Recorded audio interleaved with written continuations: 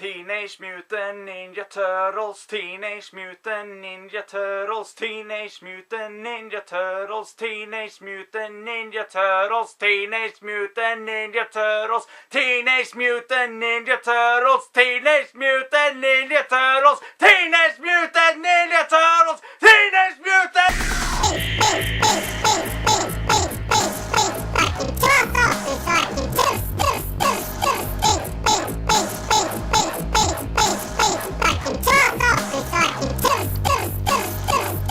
Man, so much negativity about this movie before there was even a trailer. Okay, so I sort of understand that with Michael Bay being involved, even if it was only as a producer. Well, his directing style, or filmmaking style for that matter, is not everybody's liking, I understand. I mean, even I hated the two latest Transformers movies. I thought the first one was kind of fun, even with the silly moments it had. I skipped the fourth one because I had the feeling it wasn't going to be that much different. Some people say it was better than the two last, but yeah. However, I went to see this Turtles movie because I wanted to make an opinion of my own. You know, I understand that some people had a very negative opinion about this, but you know, stuff like this tends to go way out of proportion if you ask me. I mean, some people were pissed when they were saying that the Turtles were gonna have an alien origin. In a way they do, because the mutagen that transforms them is from outer space. Some people, I guess, took it that they were going to be from outer space themselves. Maybe that's how they were gonna do it, but that's not how they did it in the movie. But also, people got mad because the title was just gonna be Ninja Turtles and not Teenage Mutant Ninja Turtles. I mean, to me that's just damn silly. Sorry, but frankly, it's just a freaking title. When it comes to movie titles, I think that's a relatively low priority to be concerned about. You know what? I went to see this movie and I quite enjoyed it, actually. Yeah, I went in there, I watched it. There were plenty of moments that made me chuckle. I came out of the theater and thought, hey, I had fun. I was really entertained. Just like when I saw the first movies in the theater. To be truly honest, I like this a lot better than Teenage Mutant Ninja Turtles 3 and TMNT, the CGI animated one. But hey, CGI can be used in a good way. For example, the latest Planet of the Apes movie, where they are using motion capture to have live actors do the motions for the apes. And sure, you can tell it's CGI, but it's really damn good CGI nonetheless. You know? Sure, I like the costumes and the animatronics of the old movies, but on the other hand, I thought the CGI was a good way of having these really cool fighting scenes.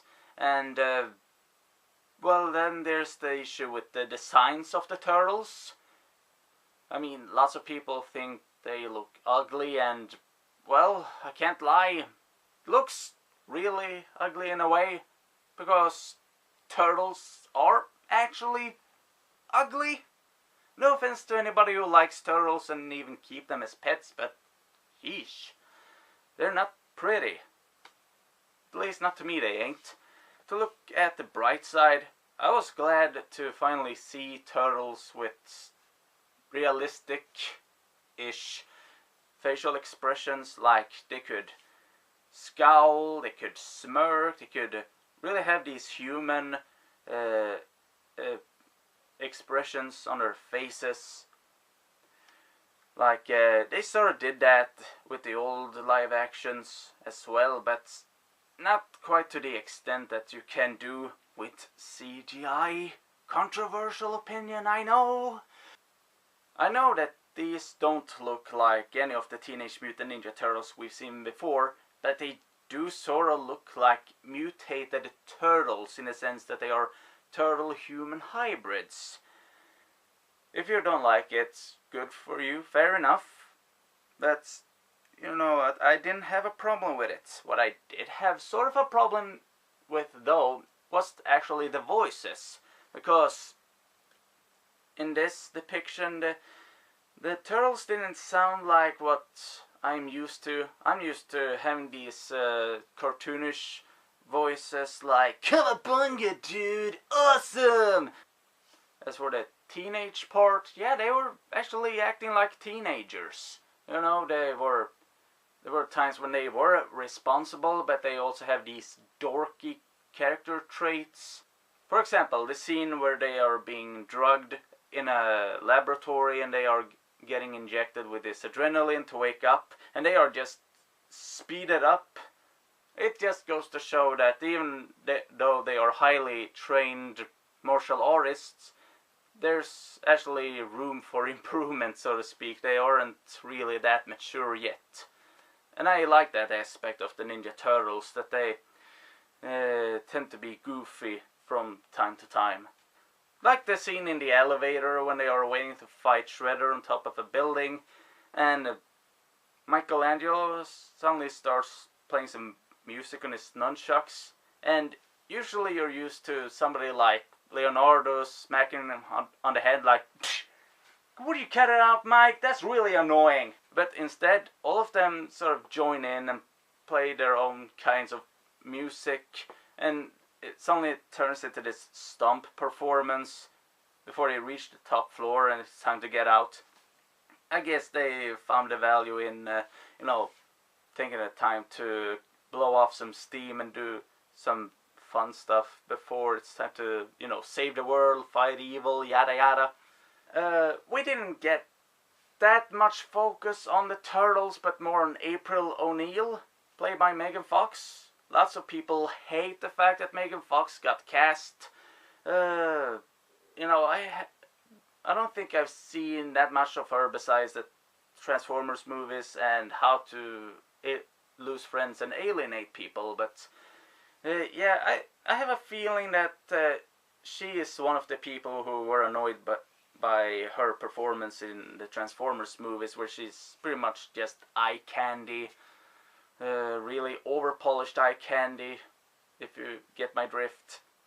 That they went too far with the looks in terms of, styling, photography and such.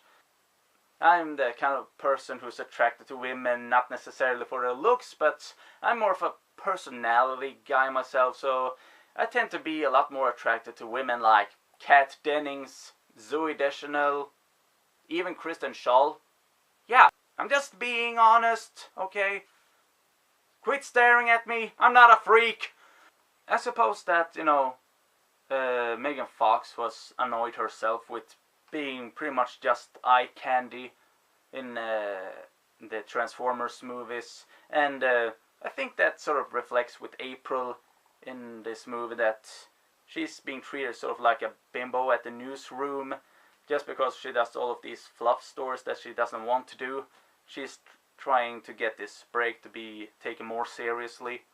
So I wouldn't be surprised if Megan actually sees a bit of herself in that. What I did appreciate about April O'Neil in this movie is that she got a lot of stuff to do. She wasn't just a damsel in distress here. She actually helped the Turtles as much as they were helping her, And there's also this personal bond between them, because as a kid she was keeping the Turtles as pets. And of course the rat that then became Splinter. She recognizes them from her childhood, and they recognize her as the giant that was feeding them pizza inside of their terrarium. So that's a really good reason for why they are trusting her. I like to compare this to Gwen Stacy in the Amazing Spider-Man movies, or Lois Lane in Man of Steel, because they were also, female supporting characters who were really supportive characters, you know. They weren't just waiting to be saved, they were helping out a lot to, you know, overcome whatever threats there were in the movies. Same here with April. I wouldn't say that Megan Fox is on the same level as, you know, Amy Adams as Lois or Emma Stone as Gwen, but, you know, I thought she did the best she could. And it wasn't just about helping, but it was also about being an investigative reporter, you know, really being obsessed with, you know, finding out the identity of the vigilantes, taking on the Foot Clan and such, to the point of looking like a complete nut. Shredder, can't forget about Shredder. So, you know, I like a Shredder who's dangerous but also scary. Here we got a Shredder that I didn't find that very scary, even though he really posed a serious threat to the Turtles. I mean, beating the crap out of Raphael and Splinter, and you know, nearly killing all of the Turtles at one point. But he didn't scare me like the first live action Shredder, you know. Oh yeah, I haven't talked about the actual Turtles one by one. You know, they have these personalities that they've had since the 80s cartoon. Like, Leonard is the leader, very professional. He's sort of, their first meeting with April, he's sort of acting like a police officer, very diplomatic. He's sort of the good cop, while Raphael is the bad cop, of course. He's the very aggressive one with the really big muscles, sort of valuing raw power and muscle over, you know, technique, strategies and such. Just want to go in and bash some heads. Donatello is the geek, the tech guy, and he looks maybe a little too geeky, at least when it comes to his face. I don't mind that they actually gave him glasses. I mean, think about it. He's probably the one who spends more time than any of the other Turtles in front of video screens, so of course that's gonna mess up his eyes. And I guess that's why he invents those goggles to make up for his disadvantage, and it's also great help to the other Turtles. And Mikey, well, Mikey's Mikey, you know, Michelangelo, the lovable goofball, you know, who's sort of flirting with April in this movie kind of too much, actually. I mean, he's supposed to be sort of like the very good friend who knows how to put a smile on your face when you need it the most. Here's he's just coming off a bit too strong with expressing how much he likes her, talking about her like she's his girlfriend. That's kind of creepy, to be honest. Also, the relationship between the Turtles, very important stuff.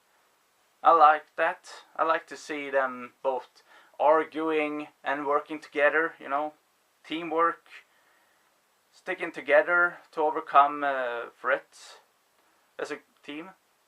And also when, at the end, when they think that they're about to die and they're opening up, especially Raphael apologizing for the jerk he's been and telling how much they mean to him. So, this movie actually did a pretty decent job on the box office. So they have already greenlighted a sequel. I hope they do some changes with that, like maybe tone down the turtliness on the Turtles, maybe slightly go to what we're used to seeing from them. Yes, Michael Bay does some trash every now and then, but he can do some good stuff as well when it's not Pearl Harbor or Transformers 2 and 3. All I'm saying is that, hey, if this movie doesn't interest you, or if you saw this movie and didn't care for it, I don't blame you, okay? hey, I had fun watching this movie. Not gonna lie about that. So let's see what they'll do next time. Are we gonna see Bebop and Rocksteady, maybe Token Razor, or some evil mutants, maybe Krang and Dimension X? Who knows? But it's gonna be fun. I'm not gonna instantly jump the gun with the news that come about the sequel and hate it immediately. I didn't hate anything immediately about the news about this movie when it first came out. I decided to give it a fair chance and make my own opinion about it, and I don't regret doing so. So, this movie has its strengths and its flaws, just like the other movies. None of them have a very high rating on sites like IMDb or Rotten Tomatoes, so it doesn't exactly break away from that tradition. Sorry, hardcore nostalgic Teenage Mutant Ninja Turtle fans, but just saying the way it is, or am I? I'm just speaking my mind here, just my opinion. Don't be too offended. Don't throw any throwing stars or katanas at me, or nunchucks, whatever.